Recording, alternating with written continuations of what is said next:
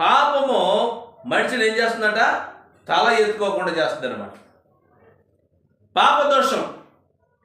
అందుకే యేసుప్రభువారి శిష్యులు యేసుప్రభువారిని అడిగినప్పుడు యేసుప్రభువారి సమాధానము చెప్పాడన్నమాట. బోధకుడా, ఇతను పుట్టుకతోనే గుడ్డివాడు, మరి ఇతను చేసిన పాపం ఏమిటి? ఒకవేళ ఇతను చేశాడా లేకపోతే తల్లిదండ్రులు చేశాడంటే ఇతను పాపము చేయలేదు, ఇతను తల్లిదండ్రులు పాపం చేయలేదు. కానీ దేవుడికి క్రియ వలన ఇలా పుట్టుకతో గుడ్డివాడుగా పుట్టాడని యేసుప్రభువు తెలియజేశాడు అనమాట. దేవుని స్తోత్రం, హల్లెలూయా. చూసావా? కాబట్టి పాపం అనేది మనుషులు ఏలుబడి చేసినప్పుడు మనిషిని ఏం చేస్తుందంటే మనుషులు అహంకారం కలిగిస్తుంది, మనుషులు పొగరబోతనం కలిగిస్తుంది. మనుషుడు దేవునికి వ్యతిరేకం కలిగి దేవునికి విరోధము కలిగిన స్వభావాల నడిచేటట్లు చేస్తుంది అనమాట పాపం. నేను పాపం చేశానా? నేను మంచోడే కదా, నాలో ఏ పాపం ఉన్నదంటే మానవులలో పాపం అనేక రకములుగా ఉంటుందని లేఖనం మనతో మాట్లాడుతున్నాం. అందుకే ఆ పాపం మనిషిని తలెత్తకుండా చేసేటట్లుగా తల దించుకునేటట్లు చేస్తుంది. కాబట్టి నా పాపములు లెక్కలేనన్ని పాపములు ఉన్నవి నాలో నన్ను చుట్టుకొని నా పాపములు తలెత్తుకుని నేను తరిమి పట్టుకుంటుండి నా దోషము నాలో అనేకమైన దోషం ఉందని భక్తుడు కీర్తన గ్రంథంలో మాట్లాడుతున్నాడు అనమాట. యోహాను రాసిన పత్రిక 9వ అధ్యాయము, యోహాను రాసిన పత్రిక 9వ అధ్యాయము 4వ వచనం. యోహాను రాసిన పత్రిక యోహాను సువార్త 9వ అధ్యాయము, యోహాను సువార్త 9వ అధ్యాయము 4వ వచనం. నేను పగలున్నంత వరకు నన్ను పంపిన వాని క్రియలు మనము చేయుచుండవలెను. రాత్రి వచ్చినది, అప్పుడు ఎవడనో పని చేయలేడు. నేను ఈ లోకమునకు ఉన్నప్పుడు లోకమునకు వెలుగునని చెప్పాను.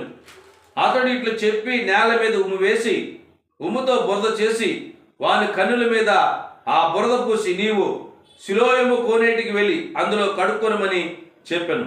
సిలోమైనకు మాటకు పంపబడిన వాడిని అర్థం. వాడు వెళ్ళి కడుక్కొని సూపు గలవాడై వచ్చాను. కాబట్టి పొరుగు వారును వాడు భిక్షకుడని అంతకు ముందు చూసిన వారును వీడు కూర్చుండి భిక్షమెత్తుకొని వాడు కాడా అని వీడే అని కొందరు, వీడు కాడు వీని పోలి ఉన్న మరొకడని కొంతమంది, మరికొందరును అనిరి. వాడైతే నేనే అనినో. దేవుని స్తోత్రం. ఇప్పుడు మనుషులలో తేడా వచ్చింది, మనుషులందరిలో సందేహాలు కలిగాయి. అసలు భిక్షమెత్తుకున్నవాడు ఇతనా ఇతను కాదా అని అందరూ మాట్లాడుకుంటున్నారు. కొంతమంది అంటున్నాడు వీడు కాళ్లే అని కొంతమంది అంటున్నారు. కొంతమంది ఏమనుకుంటున్నారు ఇతను పోలిన మరొకడు అంటున్నారు. దేవునికి స్తోత్రం. కొంతమంది ఏమో ఇతను కాదని అంటున్నారు, మరికొందరు ఇతను పోలిన వాడు అంటున్నారు. అందుకు అతనేమంటున్నాడు ఇతను కాడు అని అంటున్నారు, మీరు అది కరెక్ట్ కాదు. ఇతను పోలి ఉన్నాడనేది కరెక్ట్ కాదు, నేనే అది ఆ వ్యక్తిని నేనే అని నిజం చెప్తున్నాడు. మీరెందుకు సందేహాలు పడుతున్నారు? ఆ వ్యక్తిని నేనే. దేవుని స్తోత్రం. చూసావా? అలాగా యథార్థముగా చెప్పే వ్యక్తులు కావాలన్నమాట దేవుని ఎదుటి. పాపం మనిషి చుట్టుకొని అనేక విధములుగా ఏం చేస్తుంటే ఏలుబడి చేస్తారనమాట, విరోధ భావాలు కలిగిస్తారు అనమాట. ముఖ్యంగా భక్తి కలిగినటువంటి ప్రాంతాలలో చాలా విరోధాలు పోరాటాలు వస్తాయి.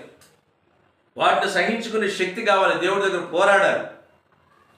అలాగా అపొస్తలుడైన పౌలు గారికి దేవుడు ఏర్పరచుకొని పౌలు గారిని సేవకు పంపించిన తర్వాత ఎన్నో శోధనలు ఎదురైతే సహించుకున్నాడు అన్నమాట. ఆయన పౌలు గారు ఎన్నో విధములుగా శ్రమలు పడి, అంటే దేవుడు ముందే చెప్పాడు ఇతను నా కోసం ఒక సాధనంగా ఉంటాడు అన్నాడు, నా కోసం ఎన్ని శ్రమలేని అనిపిస్తాను అన్నాడు. భక్తులు అలాంటి శ్రమల శోధనలు ఎన్నో మన మీదకి వస్తాయి. కానీ వాటిని సహించుకునే సహనం మనకు కలగాలి, ఓర్పు కలగాలి. చూసావా? యేసు ప్రభువారు చేసినటువంటి ఆ దేవుని క్రియను బట్టి శిష్యులు అడిగితే ఇతను దేవుని వలన స్వస్థత పొందాలి, దేవుని యొక్క గొప్పతనం అంటే దేవుని యొక్క శక్తి కనపరచడం కొరకే ఇతను ఇలా పుట్టాడని యేసు ప్రభువారు తెలియజేశారు.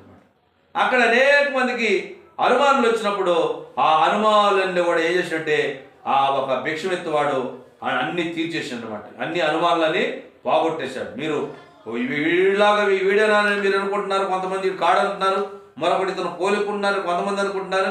అది ఏమి కాదు, అతను నేనే అని ఖచ్చితంగా చెప్పాడు. 10వ వచనం, వారు నీ కన్నులు ఎలాగ తెరవబడినని వాడిని అడగగా వాడు యేసు అనునొక మనుషుడు బురద చేసి నా కన్నుల మీద పూసి నీవు సిలోయమునకు కోనేటికి వెళ్ళి కడుక్కొని నాతో చెప్పాను.